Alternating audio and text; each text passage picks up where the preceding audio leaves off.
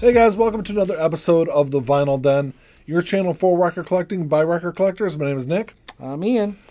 And this week we're going to talk, I'm sure everyone's tired of talking about Record Store Day, but we're going to talk a little Record Store Day, but we're not going to focus on releases. We're going to look at the evolution of Record Store Day. If you haven't done so yet, make sure you click on the link below and go check out the Vinyl Den Facebook group. It's just a great place to kind of continue the vinyl conversation. I guess they're not really vinyl, it's kind of music-centric. Music in general, yeah. Music in general. But also make sure you click on the subscribe button. And what else are you supposed to do, Ian? The notification bell. Ding, ding. Hit that notification bell so you're notified of new episodes whenever they're released. So for those of you that don't know like the history behind Record Store Day, it was back in 2007. A group of individuals got together, and what they wanted to do was celebrate the roughly 1,400 independent record stores out there. So the first official Record Store Day was April 19th, 2008. 2008. And so the first couple of years of the Record Store Day existed. When was your first Record Store Day? Do you know? Well, that I actually went and camped out was just last year, or 2019. 2018? Was it 18? No, Yeah. It was 19, I think. Well, I camped out. Okay, that you camped out. Yeah, okay. that I camped out. But, I mean, obviously there was always residual. Like, you pick up a copy that was a Record Store Day release. And I've got several from going back to, 2012, maybe 2011, actually, even. But I know the first several years of Record Store Day, I want to say it was roughly about 60% of all the titles released were not only was this a celebration of independent record stores, but 60% of these releases were from independent labels and distributors also. So it was a full independent support the little guy kind of thing. Exactly. So Record Store Day is generally the third Saturday in April, correct? Generally. Unless that Saturday happens to fall on Easter weekend that's bumped up, which happened, I believe, in 2018. It happened fairly recently. Or 2019. I think it's 2019. I know it's happened recently. But obviously because of the pandemic last year, things were changed. It was originally pushed back to June. I think it was June 12th or June 18th or something like that last year. And then ultimately it was broken up over 3 drop dates. One in August, one in September, one in October. And it worked out really great. I think I ended up spending more money than I really kind of wanted to or would have normally. So they kind of kept a similar plan for this year. There's going to be one drop in June, another one drop in July. There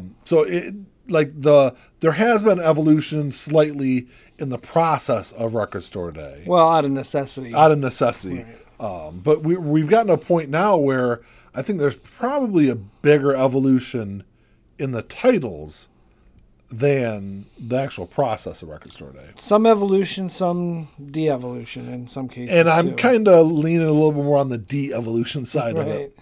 Because a lot of the earlier Record Store Day releases, at least stuff that I remember seeing, were stuff that, were rare pressings or some live concerts and just remastered things and stuff. Yeah, absolutely. Or alternate versions of albums.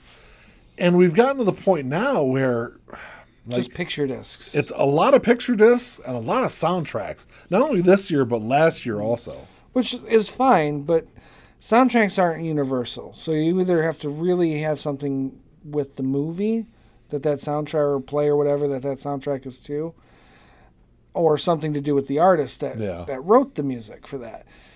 But it's not something, like I said, that's universally purchased. So, I mean, I guess it still falls under that independent or little guy kind of feel, but, it's kind of leaving out a lot of other potential, in my opinion. Yeah, oh, absolutely. I think a good example that came to my mind was last year for Record Store Day. I think they broke it up over a couple of different drops where they released the different Austin Powers movie soundtracks. And I think they were thinking, a lot of people love Austin Powers. It's they're kind of cult kind of movies. Semi-cult, but semi-popular. Yeah, so I think they really thought those soundtracks were going to fly off the shelves. And as of a month ago, I could still go to Dearborn Music and buy them. Right. So, and there was a lot of other soundtracks like that also that I think they're just kind of banking on, people picking it up because maybe they love the movie. But there's a lot of soundtracks out there. Empire Records is one that really comes to my mind, which Empire Records is not a really great movie. Oh, I love that movie. But it's got a bunch of really great music. It's got a great soundtrack, and it's a great movie. Actually, the soundtrack, I think, is really kind of terrible because most of the songs that are in that movie are not on that soundtrack. Oh, I don't know. I'm just going by the movie. There's a bunch of great movie. There's a bunch of great music in the movie. But like I said, I don't know what it is, 30-some songs on that movie. There's only like one or two, I think, that are on the soundtrack. Oh. The rest of them are just like, and there's a big Jim Blossom song on there. It's just like soundtracks like that where you think it's going to be really good, but it's not. Right. I mean, to be fair, I didn't know it was on the soundtrack, but I know it's in the movie. And all the songs that are in the movie would be fantastic to have on a soundtrack. Yes, but they are not. They're not. So I learned something today. So yeah, I know I've mentioned it on the show before. I think Record Store really needs to kind of get back to, I think long term it's going to be better off kind of going back to those older pressings, finding those like rare albums. Yeah. Things that were never pressed on vinyl and pressing that, getting that material out into the public, the vinyl collecting public. Yeah. There was a long period of time where things were not pressed on vinyl. Yeah. Let's get some of that material out. But the thing is, if you look at the commercial success of Record Store Day, it's probably more successful now than ever. It really has been. So why kind of change it? It's just, I think it's going to take a push from the public to, I would assume eventually they're going to get sick of Record Store Day being a third of the releases are all, the same thing, basically the picture discs and soundtracks. And I know there's a ton more stuff, and there is some really great stuff that's going to be released on Record Store Day. Maybe it's just me. I think I was just a little overall disappointed in the Record Store Day list this year. I thought there was going to be a lot more of those kind of like, the repressings and things like that. Just because artists haven't been able to do anything for a year, there has been no touring or anything else. Yeah. So maybe look at it. If I'm an artist that was big in the early '90s and I haven't really done much in the last 10, 15 years. It seems like to release an older album is like a surefire way to make an easy buck. Well, and even if it were me, if I were an artist, a well-known artist or an established artist, I'd almost consider using Record Store Day as a release day. Yeah. Because that's when people are going to be at the stores buying music. Yeah. You release it on a normal day during the year, it's hit or miss. Your fans will want it, but if you might be able to pick up a lot of extra sales by releasing new material on Record Store Day as well. The other thing that I've noticed or haven't noticed this year is in years past, the last couple of years, like the Record Store Day list will get announced. And then before Record Store Day gets here, there's always like a couple of more things that are going to trickle out, a couple of things that get added. And I really don't know of anything that's really been added this year. And I don't know if that's because the pandemic kind of gave such a big backlog at pressing plants that there's really no time to really push something out last minute, or if it's just kind of how it worked out this year. Right. It's hard to say, and it's still early. I mean, we've still got another month and a half before Record Store Day, so I mean, there could still be a few titles that do trickle out, but I can't see it being anything of any real massive significance. Yeah. I think another trend that we've seen with Record Store Day is it seems like some artists are trying to make their albums or their releases the most collectible for the Record Store Day. Right. I know this year, I don't remember, the Mr. Big album, which I think a lot of people are going to be really interested in getting. There's only 500 of these things being made, so it's going to be super limited, really hard to get. I don't think there's really any reason why they couldn't have pressed at least 1,500 of these things or 3,000 of them. Yeah, because making something collectible isn't what Record Store Day is about. Yeah. I mean, maybe to a degree, but ultimately it's about supporting local shops.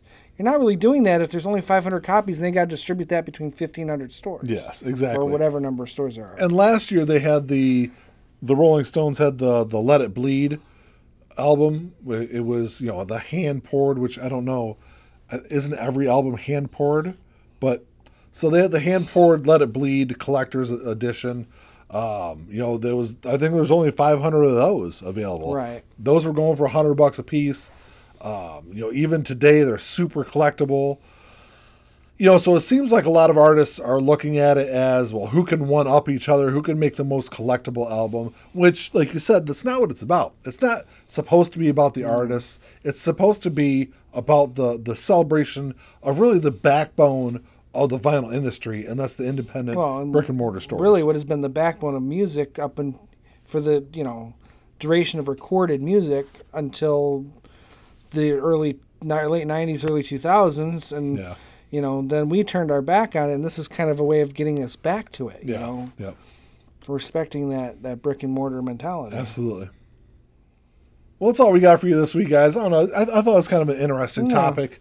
You know, because it, like I said, over the last, you know, 12, 13 years, there really has been this evolution, not only in the process, but also in the releases. And I think maybe the overall attitude looking at Record Store Day. And like I said, it's bigger now than I think it really has ever been. Right. So, I don't know. Drop us a comment down below. Let us know what you guys think. You know, make sure you give us the thumbs up. Hit that subscribe button. Hit that notification bell. Ding, ding. And make sure you check out the Vinyl Den Facebook group. Well, that's all we got. Until next time. Talk to y'all later. Keep on spinning. Peace.